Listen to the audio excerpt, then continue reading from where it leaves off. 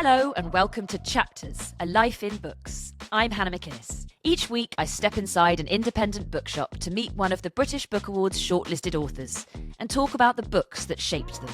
In this episode, we're joined by Chris Chibnall, the award-winning screenwriter, novelist and former Doctor Who showrunner, whose work has defined some of the most talked about British television of recent years. Well, Chris, welcome to the bookish haven that is Bard Books. I think we both quite want to live here. Yeah, I'm going to be spending a lot of money once we're done recording here, but thank you very much. Very nice to be here. Well, it's wonderful to have you on the podcast. We're delighted, and to have this chance to go back into the influences, literary, the authors, writers, the books that have shaped you and turned you into this greatly successful writer that you are today. First of all, the book that you are shortlisted for a Nibby is, of course, Death at the White Hart. For those people who have, for some reason, not yet delved into its pages, can you just give us the premise? Yes, it opens 3 a.m, misty September night, and man is driving home on the A35, drive I've done many times myself, and he finds in the middle of the road a man's body tied to a wooden chair, his lower half in a Hessian sack, and on his head are tied a set of deer antlers. That's page 3. Right. It turns out he is the landlord of the local pub, the White Hart of the title, and he has been murdered that night after a particularly rambunctious night in the pub. And the book is the story of Detective Nicola Bridge, who has returned home to Dorset after a couple of decades away policing in Liverpool, to sort out her work-life balance. Spoiler, she does not sort out her work-life balance because of the man in the middle of the road. And it's a I hope, a classic sort of golden era detective novel, but set now and about the lives we all live now. Rambunctious is such a good word. I'm storing that one. I mean, obviously, you are hugely well known for writing scripts.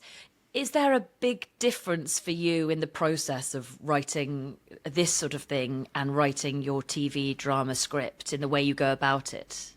Yeah, it was a journey of discovery doing this book. That was one of the reasons I wanted to do it, to see whether I could do it.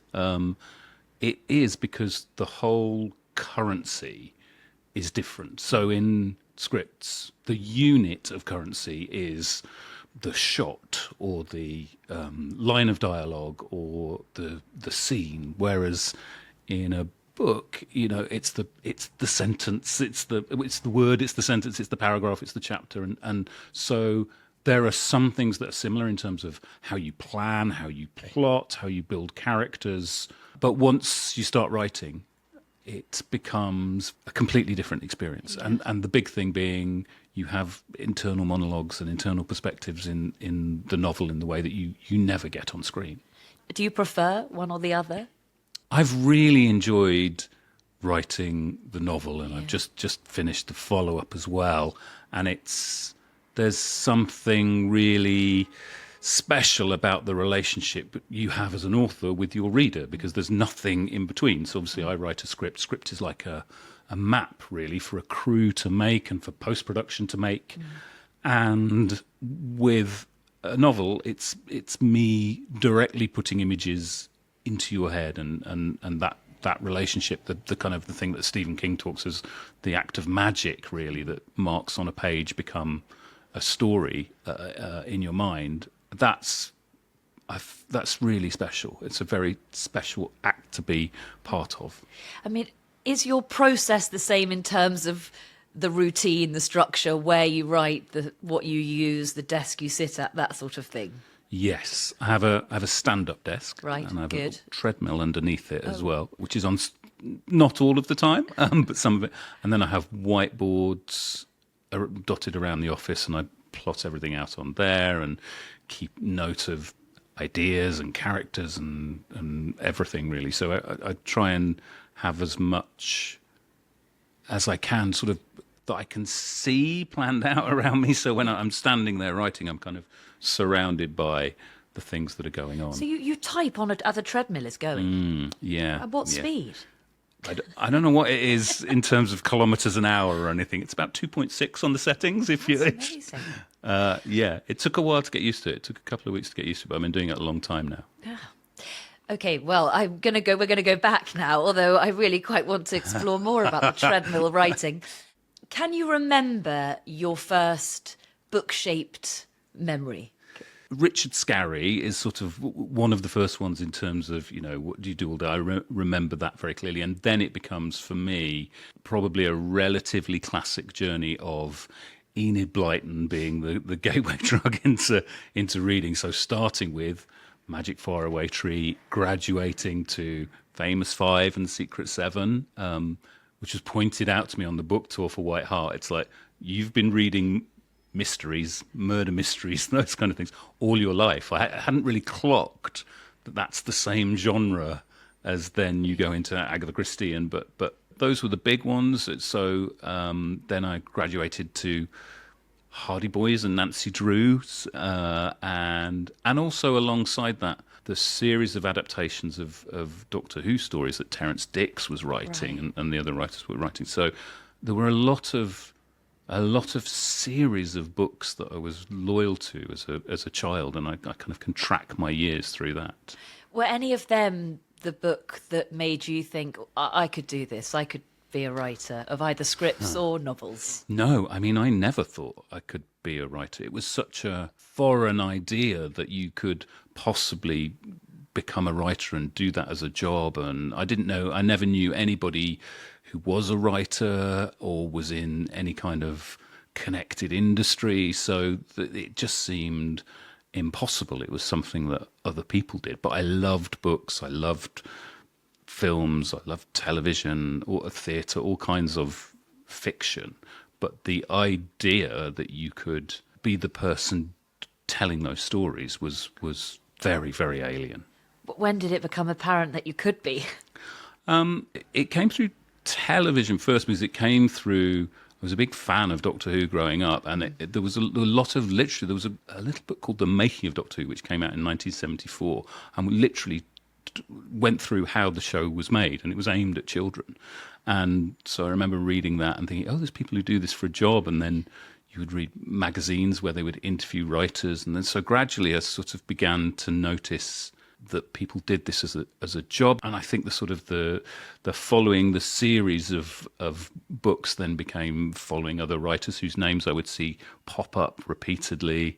And gradually, I think it's just getting older, and then getting very into Agatha Christie as well, and having that same relationship of as many books as possible, week after week from the library where I was growing up. And then I went off to do a drama degree. So it was around about that time I really wanted to do it, but I didn't ever think I'd be able to or could make a living from it.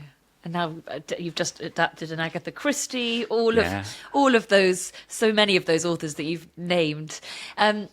This is obviously a podcast where we like to ask the easy questions, hypothetical questions, but you have to imagine that your friend comes to you and they've never in their life read a book. They live in a world where books are banned, or a country where books are banned, and now suddenly they're free, and they say, Chris, what shall I read? My first reading experience. Wow. Okay, just a small question. Yeah. Gosh, does everybody go political with their answers on this? Well, it's a big variety, because I think that people are torn between what experience, yes, you should have as your first book if you know the world, and what that reading experience should be. Okay, so I'm going to go... Can't be one of yours. No, but don't worry, it won't be. That's the only rule. I don't want to put them off reading. I think what I would hand over is Douglas Adams' The Hitchhiker's Guide to the Galaxy, because... Number one, they're going to need a good laugh. And I think the company of a good book that makes you laugh is a very special friend to you over your life, I think, and you can return to those types of books. Yeah. And I also think it's about bureaucracy and systems and travel and how those things are ridiculous, and the human being who gets caught up in all of those things. Would that be the same book you'd take for yourself if you could only take one book to a desert island, let's say? Oh, yeah, okay. Well, if I was going to a desert island, does it have to be a book I've read? Or does it? No, can it be, you can take anything you like. So what I would take because I would have the time, I presume, because I would be rubbish on a desert island, I would take Dostoevsky, and I would take the brothers Karamazov. Have I said that correctly? Possibly not. So you haven't read that No, yet? that's on the biggest book on my list. reading pile, and I have a copy ready. And because I read Crime and Punishment when in my late teens, early 20s, and I just absolutely was blown away by it and completely adored it. So I've been wanting to read that ever since, because apparently I hit so many people I read saying, or I hear saying, that well, most of the answers to life are contained within that novel. So, although maybe a bit late if I'm on a desert island. I was about to say, I think maybe that's the book we read before we are on a desert island, if most of the answers to life are within it.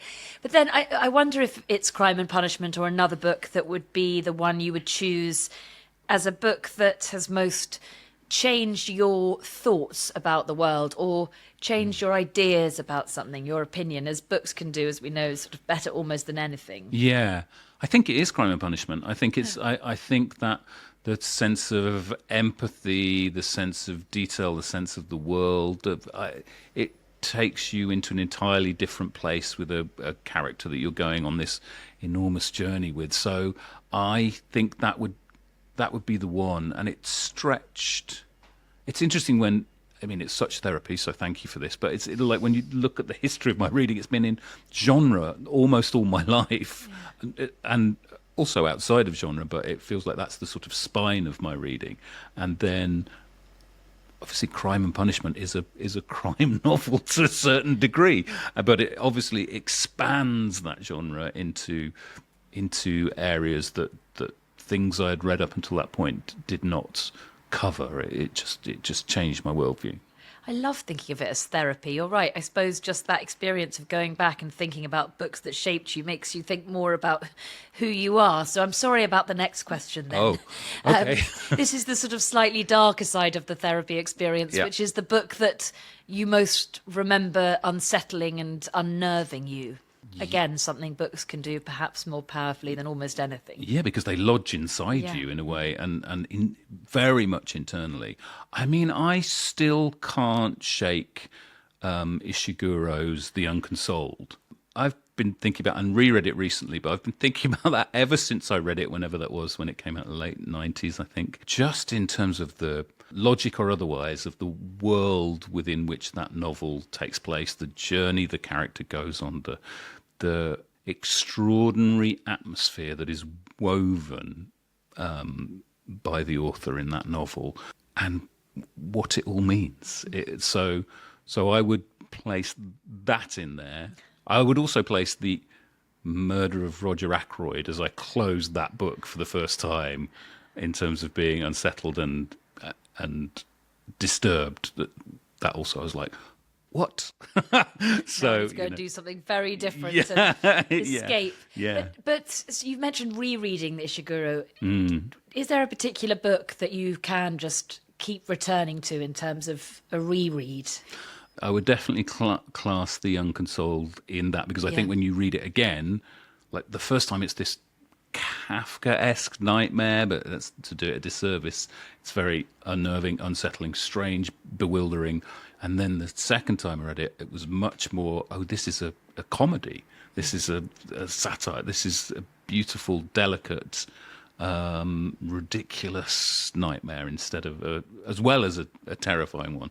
So there's that. I would also return to Hitchhikers, because it's got so many jokes, so many great characters. It's a constant delight. Doesn't age either. Interestingly, I think it's still incredibly prescient about what it is to be in the world and what it is to live in this country, and all of that kind of stuff. So those would be my go-tos, I think, for rereading. But what it is to live in this world, the next question, you get to sort of escape that, if you like. You can stay in it. Okay. But you can also, and I think many of us quite want to at the moment, escape far away to whichever literary land you choose. I kind of assume it wouldn't be maybe one of the ones you've mentioned so far. No, it's funny. And as you say that, I'm like, well, most of the things most of the things I read, they're not worlds I'd want to go and live in because they're. Interesting. And I was thinking, well, would I want to go and be in Harry Potter? Would that be a nice book? That's quite dark as it proceeds on. Well, I guess curiosity could be the driver of why you can come back. So. Yeah. Okay. Thanks. All right.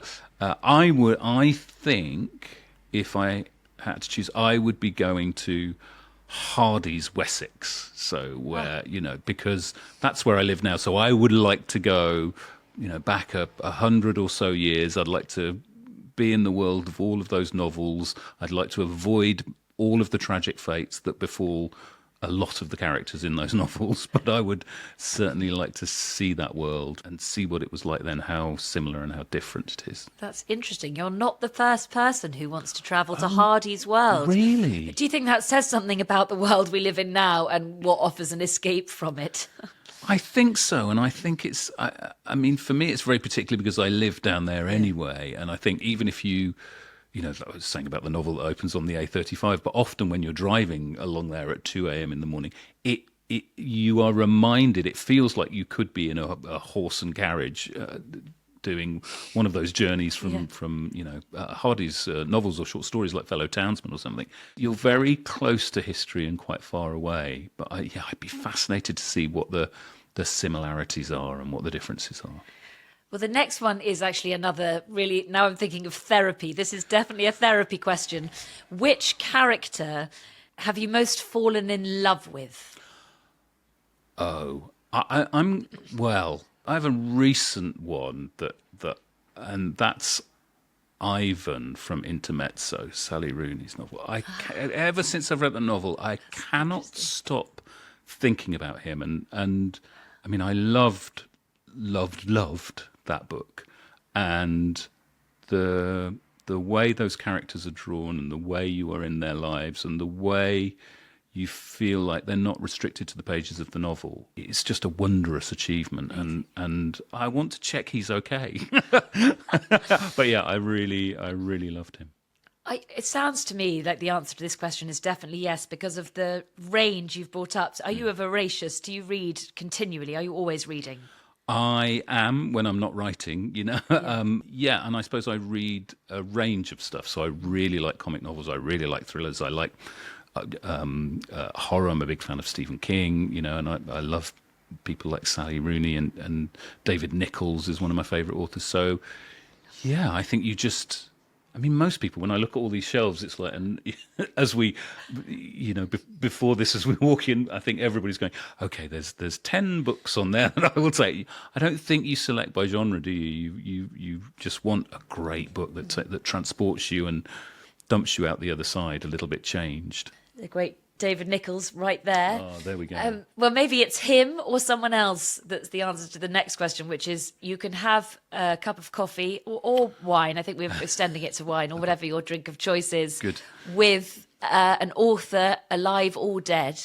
For me, that would have to be Douglas Adams, actually, because, so many reasons. I would love to have met him. I think he was a brilliant writer, brilliant comic writer, and a really deep thinker as well. So I'd love to be, as I'm sure millions of others would love to be talking to him about what's going on in the world, what's to come in the world, preservation of wildlife, all kinds of things. Interesting. Okay, talking about what's going on in the world, which we're sort of not talking about, probably for a reason.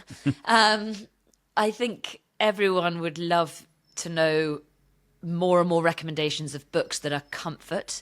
So many books are a comfort, actually, even if they're joyful or dystopian, it's just an escape. But what would be your comfort, your balm book? Well, my balm book. We cling to these answers, I think, in these current moments. I think, probably in that lineage, sort of the lineage that ends up in Douglas Adams, I would go with P.G. Wodehouse and a Jeeves collection because the delight in language, the sheer ludicrousness of the plotting, brilliant ludicrousness, and also the absolute irrelevance of the stakes. They are so tiny, and so it doesn't matter. But except it really does matter. Yeah. But also, what a beautiful, beautiful comic writer. So, when you're reading P.G. Wodehouse, you just often have to just pause a second and just beam at the phrase you've just encountered.